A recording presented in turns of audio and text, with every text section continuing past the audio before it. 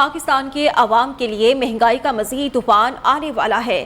وفاقی وزیر خزانہ نے پیٹرولیم مصنوعات کی قیمتوں میں اضافے کا اندیا دے دیا۔ IMF چاہتا ہے کہ پیٹرول پر سبسڈی نہ دی جائے۔ مفتاح اسماعیل کے مطابق حکومت بھی IMF کی ڈیمانڈ سے متفق ہے۔ فیول سبسڈی دے کر عمران خان نے آنے والوں کے لیے جال بچھایا۔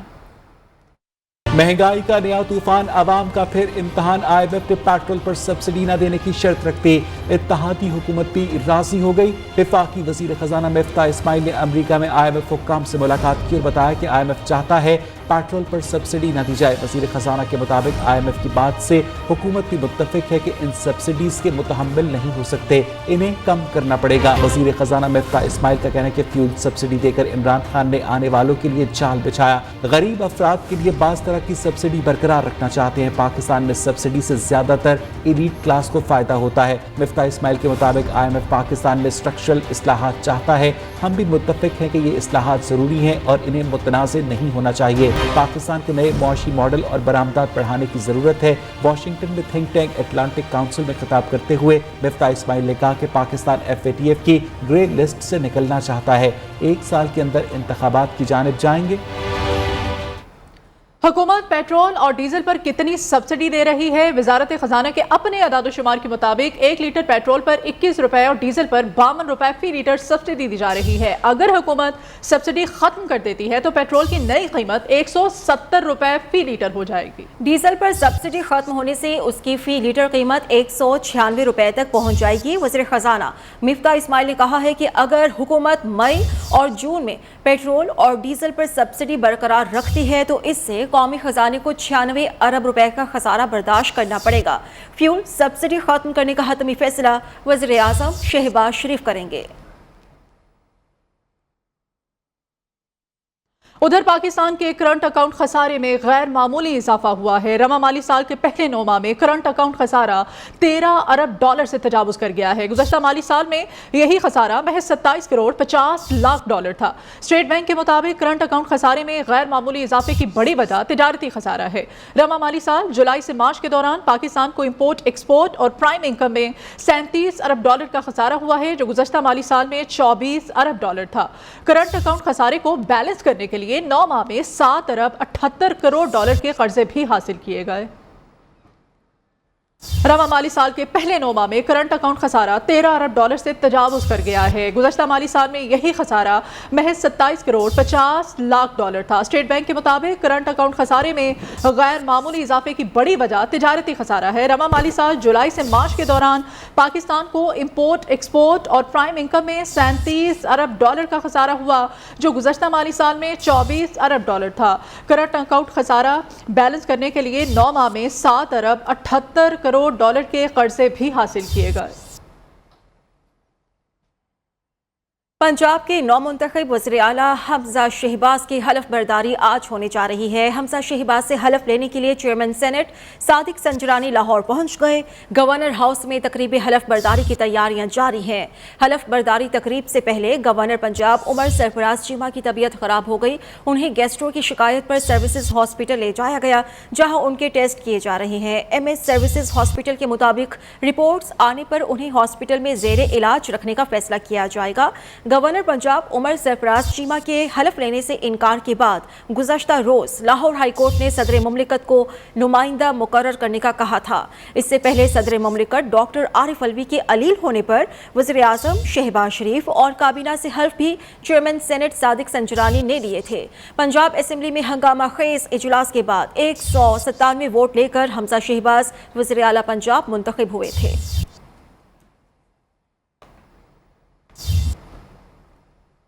ایڈوکیٹ جنرل پنجاب احمد اویس کو کام کرنے سے روک دیا گیا ہے۔ محکمہ قانون اور پارلیمانی امور نے مراسلہ جاری کر دیا ہے۔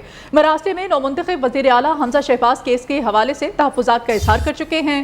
وزیر اعلیٰ پنجاب کے استعفے کے بعد صوبائی کابینہ تحلیل ہو چکی ہے اور اس وقت کوئی صوبائی حکومت موجود نہیں ہے۔ اس صورتحال کے پیش نظر ایسے مقدمات میں ایڈوکیٹ جنرل کی پنجاب حکومت کی طرف سے نمائندگی مناسب نہیں۔ ایسے مقدمات میں ایڈوکیٹ جنرل کی نمائندگی انتظامی معاملات کو متاثر کر سکتی ہے۔ احمد اویس کسی عدالت میں پنجاب حکومت کی نمائندگی نہیں کر سکیں گے۔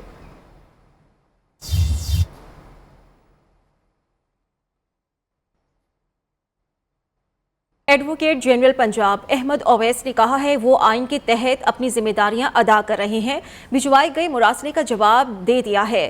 کل والے کیس میں عدالتی حکم پر معاونت فراہم کی، عدالت نے ہی کہا کہ گورنر سے ہدایات لے کر پیش ہوں۔ اسی پر شعیب علی سے ڈیٹیلز لے لیتے ہیں۔ شعیب، مزید کیا کہا جا رہا ہے ایڈوکیٹ جنرل پنجاب کی جانب سے؟ جی بالکل، ایڈوکیٹ جنرل پنجاب احمد اویس نے اس پنجاب حکومت کے اس مراسلے پر اپنے رد عمل کا اظہار کیا ہے اور ان کا کہنا ہے کہ آئین کے تحت وہ اپنی ذمہ داریاں ادا کر رہے ہیں اور انہوں نے بھجوائے گئے مراسلے کا جواب بھی تحریری طور پر دے دیا ہے۔ ان کا کہنا تھا کہ کل والے کیس میں وہ عدالتی حکم پر معاونت کے لیے پیش ہوئے اور عدالت نے ہی انہیں حکم دیا تھا کہ وہ گورنر پنجاب سے ہدایات لے کر پیش ہوں۔ ان کا کہنا تھا کہ آئین اور قانون کے مطابق ذمہ داریاں ادا کر رہا ہوں اور کرتا رہوں گا۔ جی ٹھیک ہے، شکریہ آپ کا شعیب علی۔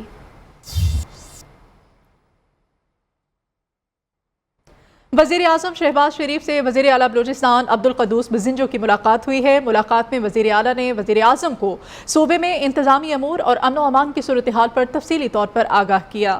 وزیر اعظم کو بلوچستان میں مہنگائی پر قابو پانے کے لیے اٹھائے گئے اقدامات کے حوالے سے بھی آگاہ کیا گیا۔ وزیر اعظم شہباز شریف نے رمضان المبارک میں اشیاء ضروریہ کی مقرر کردہ نرخوں میں فراہمی کو یقینی بنانے کی ہدایات جاری کی ہیں۔ رہنما تحریک انصاف اسد عمر نے کہا ہے نئی امپورٹڈ حکومت کام کرنے کی بجائے کریڈٹ چرانے پر توجہ مرکوز کیے ہوئے ہے۔ یہ امپورٹڈ حکومت خود بھی کوئی کام کرے گی یا صرف عمران خان دور میں مکمل ہونے والے منصوبوں کا افتتاح کرے گی؟ اسلام آباد میٹرو کے بعد اب کوئٹہ کراچی شاہراہ کے توسیعی منصوبے پر امپورٹڈ حکومت اپنی تختی چسپاں کرنے کے لیے بے تاب ہے۔ منصوبے کا معاہدہ 2 ماہ پہلے فائنل ہوا۔ مراد سعید سینٹ میں اس منصوبے کی افتتاح کا باضابطہ اعلان بھی کر چکے ہیں۔ پاکستان تحریک انصاف کا ممنوعہ فنڈنگ کیس میں الیکشن کمیشن پر جانبداری کا الزام پی ٹی آئی نے الیکشن کمیشن کے کنڈکٹ کے خلاف اسلام آباد ہائی کورٹ سے رجوع کر لیا ہے۔ پی ٹی آئی نے 17 سیاسی جماعتوں کے خلاف کیسز کا فیصلہ 1 ماہ میں کرنے کی استدعا کر دی ہے۔ درخواست کے مطابق election commission P T I accounts کی طرح 17 سیاسی جماعتوں کے اکاؤنٹس کی اسکروٹنی سے انکاری ہے۔ الیکشن کمیشن کے رویے سے پی ٹی آئی متاثرہ پارٹی ہے۔ الیکشن کمیشن کو 17 سیاسی جماعتوں کے اکاؤنٹس کی چھان کا حکم دیا جائے۔ مسلم لیگ نون کی نائب صدر مریم نواز کی عمرے پر جانے کی اجازت کے لیے دائر درخواست سماعت کے لیے مقرر جسٹس علی باقر نجفی کی سربراہی میں لاہور ہائی کورٹ کا 2 رکنی بینچ درخواست پر 25 اپریل کو سماعت کرے گا۔ جسٹس شہباز علی رضوی اور جسٹس انوار الحق پنو پر مشتمل بینچ نے مریم نواز کی درخواست پر سماعت سے معذرت کی تھی۔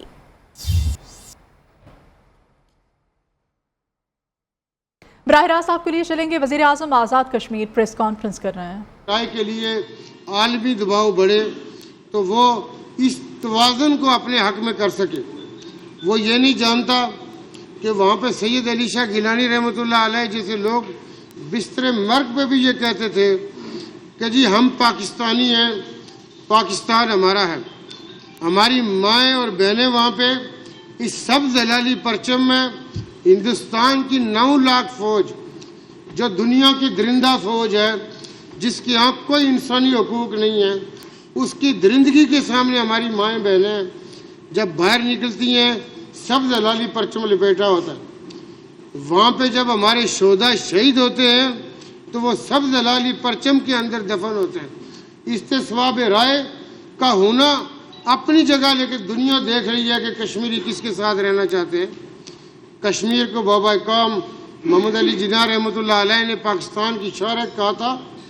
آپ کسی بھی وقت غیر جانبدارانہ طور پہ آپ مقبوضہ کشمیر کے تمام جغرافیائی رستے دیکھیں، اس کی زندگی دیکھیں، آبشاروں کا رخ دیکھیں، دریاؤں کا رخ دیکھیں، وہ پاکستان کا حصہ بنتا ہے۔ اس کا کوئی اور جیون نہیں ہو سکتا، کوئی اور زندگی نہیں ہے، وہ پاکستان کا حصہ ہے۔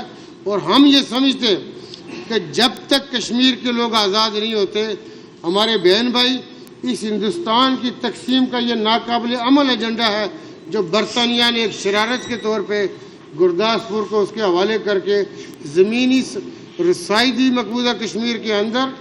لیکن دنیا کو یہ سمجھنا چاہیے کہ مقبوضہ کشمیر کوئی زمین کا ٹکڑا نہیں ہے، یہ 1.5 کروڑ لوگوں کی زندگیوں کا مسئلہ ہے، اور کشمیری وہ قربانیاں دے बिजली का शॉर्टफॉल 7,000 से कम होकर 3,900 मेगावाट रह गया। ज़राए पावर डिवीजन के मुताबिक बिजली की मजमूई पैदावार 17,600 और तलब 21,500 मेगावाट है। पन बिजली ज़राए से 1,100 मेगावाट बिजली पैदा हो रही है। सरकारी थर्मल पावर प्लांट्स 2,500 मेगावाट बिजली पैदा कर रहा है।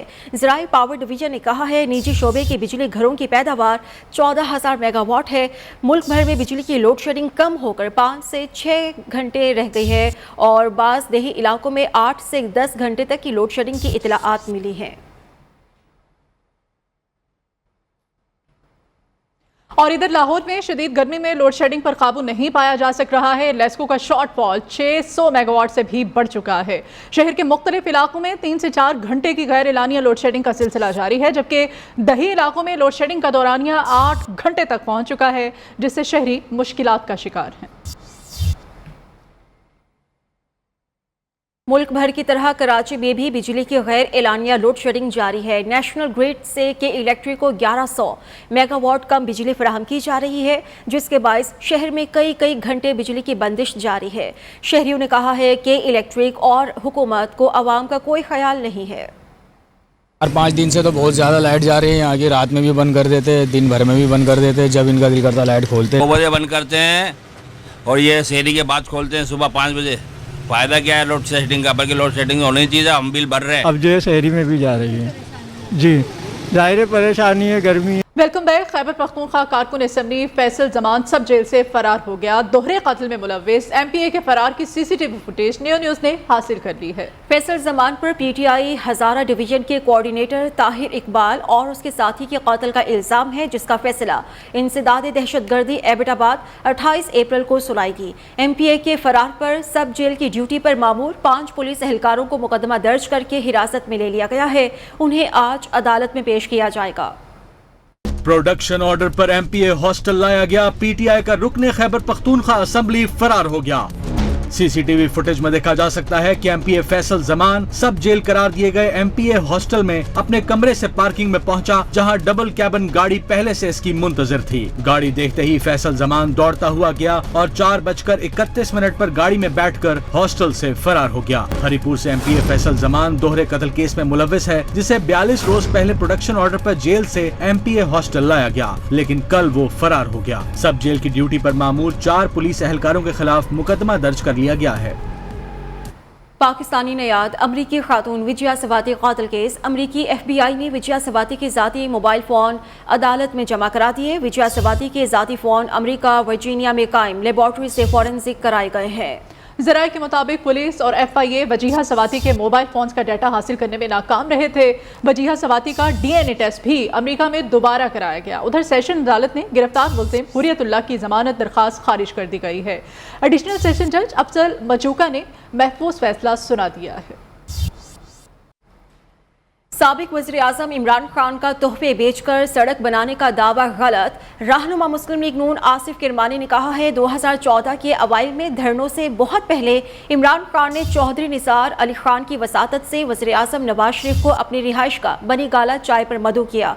मुलाकात के इख्तिताम पर इमरान खान ने उनकी और दीगर लोगों की मौजूदगी में नवाज शरीफ से अपने घर तक सड़क बनाने की फरमाइश की। वज़ीर आज़म नवाज शरीफ ने अपने स्टाफ से कहकर सड़क बना दी जाए और दूसरा इमरान खान ने फरमाइश की कि उनके पहाड़ी पर वाक़े घर के नीचे मैदान में एक छोटी कच्ची आबादी है, इन्हें यहाँ से हटा दिया जाए। कच्ची आबादी के गरीबों की चंद रिहाइश गाहें बनी गाला पहाड़ी से रावल डैम के हसीन नज़ारे में रुकावट थीं। नवाज शरीफ ने गरीबों की रिहाइश गाहें हटाने की इमरान खान की फरमाइश पूरी नहीं की, क्योंकि नवाज शरीफ समझते थे कि मतबादल जगह दिए बगैर कच्ची आबादी को हटाना जुल्म होगा। अफगानिस्तान से पाकिस्तान के सरहदी इलाके पर फिर हमला। दहशतगर्दों ने शिमाली वज़ीरिस्तान के इलाके ज़िला दीवागर के इलाके में पाक फौज के जवानों पर फायरिंग की। ISPR के मुताबिक फायरिंग के तबादले के दौरान हवलदार तैमूर, नाइक शुएब और सिपाही साकिब नवाज ने बहादुरी से लड़ते हुए शहीद हो गए। मुसद्दिका इंटेलिजेंस रिपोर्ट्स के मुताबिक पाक फौज की जवाबी फायरिंग से दहशतगर्दों को भारी जानी नुकसान पहुंचा। पाकिस्तान दहशतगर्दों की जानिब से अफगान सरजमीन को पाकिस्तान के खिलाफ खिलाफ सरगर्मियों के लिए इस्तेमाल करने की शदीद मजम्मत करता है। पाकिस्तान तवक्को करता है कि अफगान हुकूमत मुस्तकबिल में ऐसी सरगर्मियों की इजाज़त नहीं देगी। पाक फौज दहशतगर्दी की लानत के खिलाफ पाकिस्तान की सरहदों की दिफा के लिए पुरज़्म है और हमारे बहादुर जवानों की ऐसी कुर्बानियाँ हमारे आज़म को मज़ीद मजबूत करती हैं। फैसलाबाद की शाही मस्जिद खूबसूरत फ़न तामीर में अपनी मिसाल आप है। मस्जिद की खूबसूरती को बढ़ाने और तस्कीन शौक के लिए दियार की महंगी लकड़ी से मस्जिद की तज़ीन व आराइश की गई है। साजिद खान की रिपोर्ट। फैसलाबाद में 2 कनाल के अहाता पर मुकीम इस्लाम नगर की शाही मस्जिद मौजूदा दौर में किसी फ़न तमीर के शाहकार से कम नहीं। मस्जिद का दाखिली दरवाज़ा खूबसूरती में अपनी मिसाल आप है। सफ़ेद पत्थरों से मज़य्यन मुल्तानी शीशे का वर्क मस्जिद की खूबसूरती को 4 चांद लगा रहा है। दियार की लकड़ इस्तेमाल हुई है, इसमें जो ख़त आती है वो इजाज़ यूसुफ़ी साहब की है और ये कलर वगैरह ये अनवर साहब का है। शाही मस्जिद में 600 नमाजी बैक वक्त नमाज अदा कर सकते हैं। सायरन और लाउड स्पीकर पर अजान की गूंजती आवाज़ कानों में रस घोलती और रूह को ताजगी बख्शती है। सिर्फ इतना ही नहीं, मस्जिद में दर्स व तदरीस का वसी निज़ाम भी जारी है। बच्चे हिफ्ज़ कुरान में जबकि नमाजी इबादत में मशगूल दिखाई देते हैं। कैमरामैन सलीम राजपूत के साथ साजिद खान, न्यू फैसलाबाद।